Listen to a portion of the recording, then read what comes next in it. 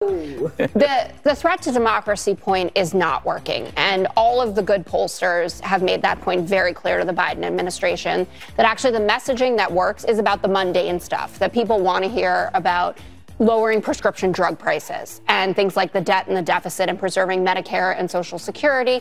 Those are all encompassed in the economy. This is why I hate Americans. Not America, but lazy, spoiled, self-indulgent Americans who are too lazy to pay attention to politics.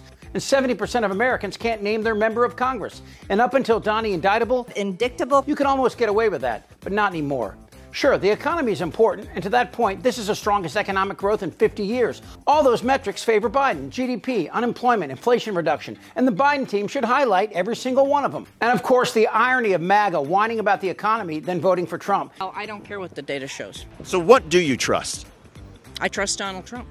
These hillbillies, you see, they're the direct recipients of social services such as welfare and food stamps, which Democrats provide and which they will lose by voting for tiny fingers. But the real issue here isn't the economy, and for reasons I can't fully understand, Americans don't seem to comprehend the dangers we face should Trump win. If you don't like our religion, then we don't want you in our country. The real issue facing Americans, the one that isn't economic and cyclical, is a sociopath who attempted a coup and the same sociopath supporting state rights over a woman's bodily autonomy. If Trump wins in November, our country will lose everything that matters, regardless of the price of a loaf of bread. Morons. I believe, as do various highly respected legal scholars, that crooked Joe Biden has long since crossed over that very sacred threshold. To say that Joe Biden is the threat to democracy, considering what Donald Trump and his band of lawyers tried to pull off in 2020, is complete insanity. I mean, he dispatched lawyers all over the country to overturn a free and fair election.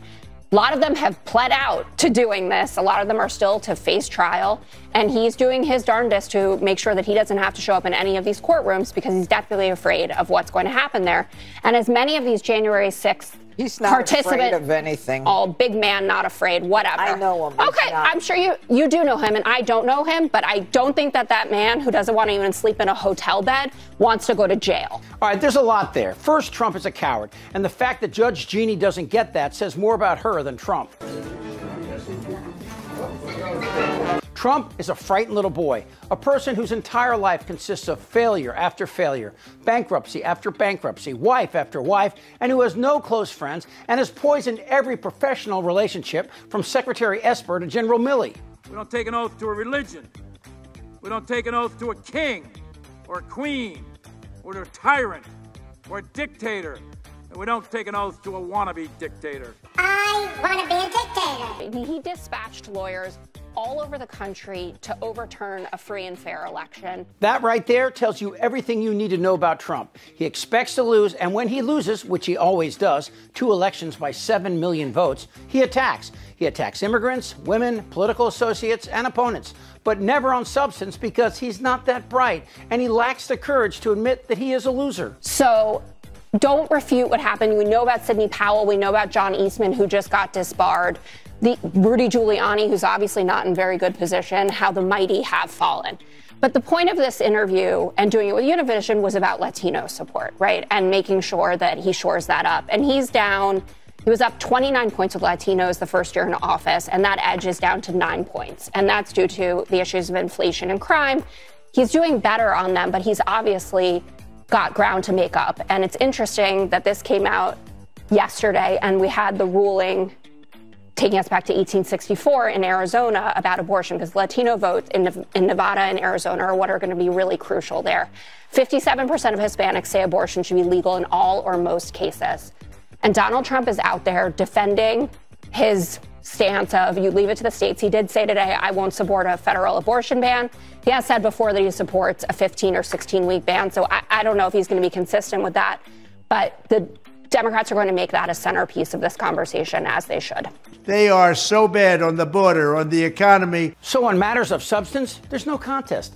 Biden wins on the economy, the border. Yeah, I said the border. Have you forgotten already Biden's bipartisan bill that addressed every MAGA concern, which was defeated by Donnie Man-Boobs and Altar Boy because it would hurt Trump's chances to win in the fall? Say that out loud. It sounds like a slam dunk. Game over. Former President Trump has indicated to senators that he does not want us to solve the problem at the border.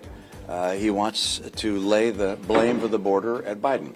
And the idea that someone running for president would say, please hurt the country so I can blame my opponent and help my politics. Then there's abortion. Trump has taken credit for Roe v. Wade as his 3 appointees were anti-abortion. There has to be some form of punishment. But in 2018, Democrats surged on the issue of choice. Trump didn't back down, though, convinced the religious right would win the day. But he was wrong. 6 years later, women of every age are pissed. Now Trump is trying to lay the blame on the states. But it's his judges, via the Dobbs case, that made it possible for states like Ohio to deny a raped 10-year-old girl access to an abortion. Some here say they are pro-life.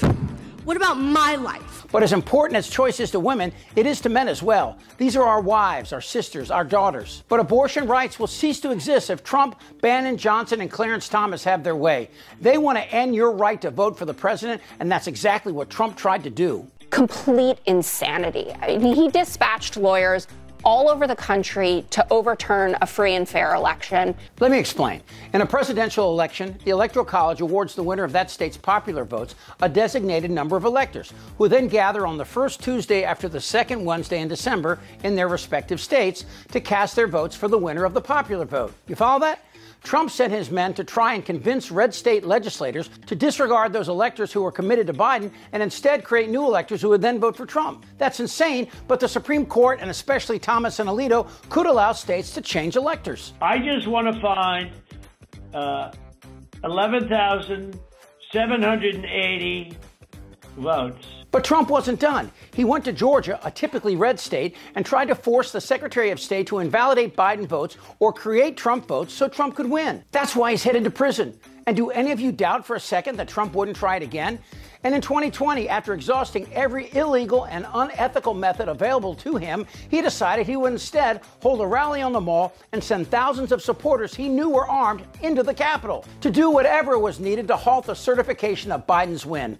Police were beaten, one cop died, Pence ran for his life, and an insurrectionist was shot and killed. 1,000 people were prosecuted, whom Trump now calls heroes and hostages. So, how does that not become the greatest political liability in U.S. history? An attempted coup, 91 indictments, hundreds of convictions, and putting women in prison while fighting for their lives. And this election's going to come down to the price of a carton of eggs? Hi, what's up? Time to pack it up. Who's with me? This isn't their Republican Party anymore. Am I wrong? Yeah. Tick-tock. You're in a lot of trouble, Donnie.